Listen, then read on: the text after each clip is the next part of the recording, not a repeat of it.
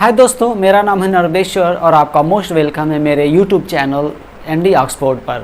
मैं यहाँ पे बहुत सारी ऐसी ऑथेंटिक चीज़ें बताता हूँ जो आपके लिए बिल्कुल नया होता है। और उसी सीरीज़ में मैं आपको आज बताने वाला हूँ अल्फ़ाबेट का जो प्रोनाउंसिएशन होता है। बहुत सारे लोग अल्फ़ाबेट तो याद होता है, बहुत सारे सबको याद होता है, ऑलमोस्ट सबको पता है कि अल्फ़ाबेट पढ़ते हैं, अल्फ़ाबेट याद है, बट उसका जो प्रोनाउंसिएशन होता है आई थिंक बहुत सारे स्टूडेंट को यहाँ पे प्रोनाउंसिएशन करने में थोड़ी सी कहीं ना कहीं मिसिंग होता है। प्रोनाउंसिएशन करना कैसे है वो नहीं होता है। तो आज हम आपको प्रोनाउंसिएशन कैसे करना है अल्फ़ाबेट का वो बताएंगे। फिर हम आपको बताएंगे वॉवेल और कॉन्सोनेंट के बारे में। फिर हम आपको बताएंगे कि हमारा जो हिंदी वर्णमाला है उसे इंग्लिश अल्फ़ाबेट के साथ उसको हिंदी से इंग्लिश में कैसे लिखते हैं, वो सारी चीज़ें मैं बताऊंगा। यूनिक चीज़ बताऊंगा, जैसा कि आपने इसके पहले कभी उसका रेफरेंस आपको नहीं मिला होगा। तो बने रहिए हमारे वीडियो के अंत तक। बहुत सारी बातें मैं आपको लास्ट तक, मोमेंट तक मैं आपको इस वीडियो में ही बताऊंगा। जो बेसिक चीज़ है वो आपको जानने को मिलेगा, निश्चित है। तो आपके जितने सारे डाउट्स होते हैं प्रोनाउंसिएशन को लेकर के, बहुत सारे लोगों को डाउट्स होता है, ये सारी डाउट्स हम आपको आज इस वीडियो में क्लियर करने वाले हैं। तो चलिए शुरू करते हैं। ये है हमारा इंग्लिश अल्फ़ाबेट। सबसे पहले हम इसका प्रोनाउंसिएशन देखते हैं, हम उसको पढ़ते कैसे हैं। एक्चुअली बहुत सारे लोगों को पता होता है कि ABCD मतलब हम याद कर लेते हैं, बट आपको जब आप बोलते हैं, जब आप इंग्लिश बोलते हैं तो आपने जिस तरह से प्रोनाउंसिएशन करना, जिस तरह से जिन लेटर्स का जो उच्चारण किया है आपने बोलने में, आप कहीं ना कहीं ये पकड़ में आता है कि ये एक अप्रोफेशनल नहीं लगता है। लेकिन जब इंग्लिश का जो एक्चुअल जो इंग्लिश अल्फ़ाबेट का ये जो लेटर्स है, इनका जो एक्चुअल प्रोनाउंसिएशन है, उसको अगर आप सीख जाते हैं तो आपके बोलने में जो वर्ड्स जो आप बोलेंगे उसमें इन लेटर्स का जब एक्चुअल प्रोनाउंसिएशन अब आप करेंगे तो आप एक प्रोफेशनल स्पीकर लगेंगे। जब भी आप कहीं भी बात करते हो, सेमिनार या मीटिंग्स या कहीं भी क्लास में, कहीं भी अगर आप कुछ बोलते हैं, इंग्लिश के वर्ड्स कभी भी आप बोलते हैं तो ऐसा लगता है कि प्रोफेशनल है। तो हम इस चीज़ को आज समझेंगे। सबसे पहले हम ये सीखते हैं कि हम इसका जो प्रोनाउंसिएशन, एक्चुअल प्रोनाउंसिएशन जो इंग्लिश अल्फ़ाबेट में जो लेटर्स का एक्चुअल प्रोनाउंसिएशन होता है उसको हम सीखेंगे। तो आप मेरे साथ चाहे तो दोहरा सकते हैं, आप वीडियो को पुश करके, या फिर आप चाहे तो मेरे साथ दोहरा सकते हैं। अदरवाइज ध्यान से सुनिए, मैं एक एक लेटर का कैसे प्रोनाउंस कर रहा हूँ, उसको एक्चुअल में कैसे मैं कर रहा हूँ वो सुनिए और अपने साथ उसको बोलने का कोशिश करिए, ताकि आपका जो प्रोनाउंसिएशन जैसे आप पढ़ते आए हैं उससे, और मैं जब आपको बता रहा हूँ उससे कितना डिफरेंट है आपको अभी पता चलेगा। तो चलिए देखते हैं। ये ए को ज़्यादातर लोग ए बोलते हैं, मेरे साथ आप बोलने का कोशिश करेंगे।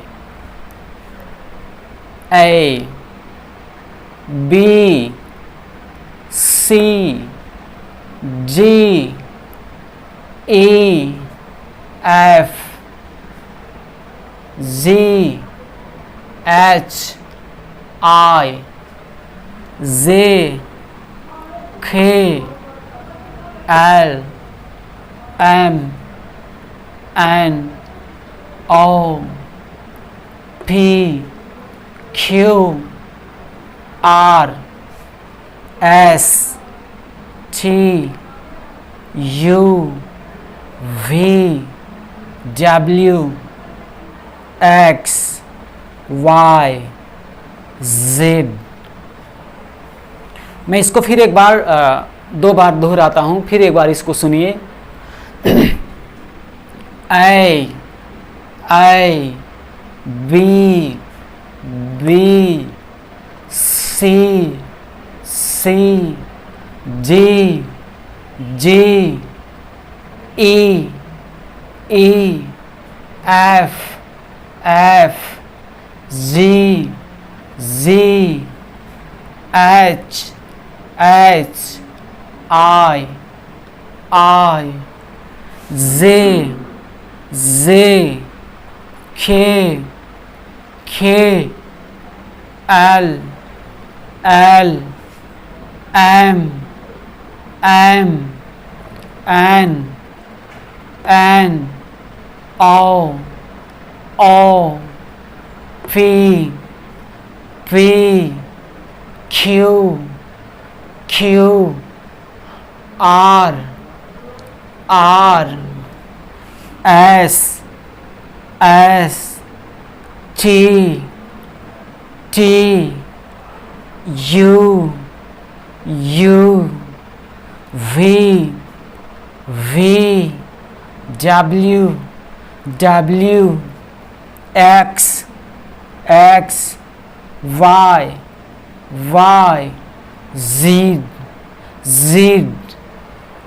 तो आपने प्रोनाउंसिएशन सुना, मैंने किस तरह से इसको प्रोनाउंस किया, इस इंग्लिश अल्फ़ाबेट का जो ये लेटर्स है कि इसको मैंने कैसे प्रोनाउंस किया आपने सुना होगा। उसको आप पुश करके या फिर आप उसे पुश करके आवाज़ के साथ में बोलने का कोशिश करिए, तब आपको इसका एक्चुअल प्रोनाउंसिएशन आपको आ जाएगा बोलने में। अदरवाइज आपको याद है कोई बात नहीं, याद तो सबको होता है, बट उसका प्रोनाउंसिएशन कैसे करना होता है, ये चीज़ें जब आप इसको मैं जैसे बोला हूँ उसके हिसाब से आप बोलेंगे तो आपका जो जुबान है वो इसके प्रोनाउंसिएशन के साथ में एडजस्ट करिए। जब भी आप when you are going to speak any things in English speech English, so that time your pronunciation will be very clear.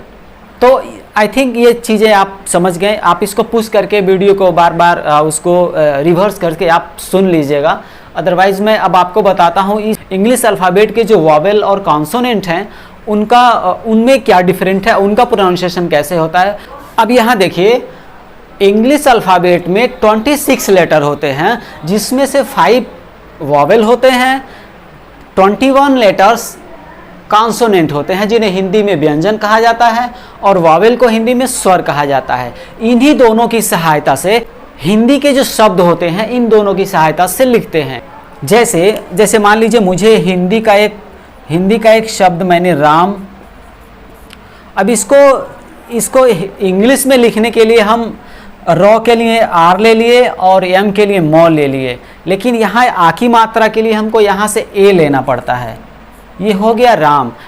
एक चीज़ और मैं बताते चलूँ, इंग्लिश के जो शब्द होते हैं उनको इंग्लिश में लिखना होता है तो उनका एक पर्टिकुलर मीनिंग होता है, उनका एक पर्टिकुलर स्पेलिंग होता है। यानी कि हिंदी के जो शब्द होते हैं उनको इंग्लिश में लिखना आसान है, बट जो इंग्लिश के शब्द होते हैं उनको इंग्लिश में अगर लिखना है तो उनका एक पर्टिकुलर स्पेलिंग होता है, उसको हमें जानना होता है। उसको एक्सरसाइज करेंगे, बहुत सारे बुक्स को जब पढ़ेंगे तब आपको ऑटोमेटिक वो धीरे धीरे याद हो जाएगा। बट आपको हिंदी के जो शब्द होते हैं उनको इंग्लिश में लिखना बिल्कुल आसान होता है, वो मैं भी आपको बता दे रहा हूँ।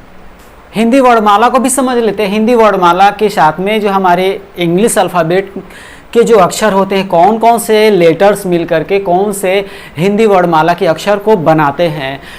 मूलतः ये वॉवेल जो है इनको स्वर बोला जाता है हिंदी में स्वर, और हिंदी में जो स्वरों की संख्या होती है वो 11 होती है।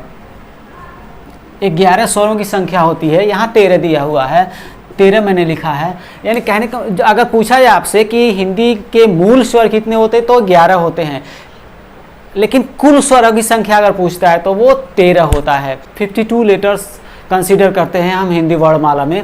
अब इंग्लिश अल्फ़ाबेट के जो लेटर्स होते हैं वो हिंदी अल्फ़ाबेट में कौन कौन से अक्षर इंग्लिश के मिलाने से कौन कौन से अक्षर बनते हैं, मैंने पूरा चार्ट बना दिया है। आप इसको स्क्रीनशॉट ले सकते हैं या फिर आप इसे वीडियो को पुश करके आप जूम करके देख सकते हैं। एक्चुअली जूम करेंगे तो पूरा जो लेटर्स हैं इंग्लिश के वो समझ में आएंगे। अब एक चीज़ और अब बताते चले आपको, ये क से के होता है। क के लिए के यूज करते हैं, ख के लिए के एच यूज करते हैं, गौ के लिए जी यूज करते हैं। अब लेटर्स में अ आया है, ए हर जगह पे देखिए आप, हर जगह पे ए यहाँ पे लिखा गया है।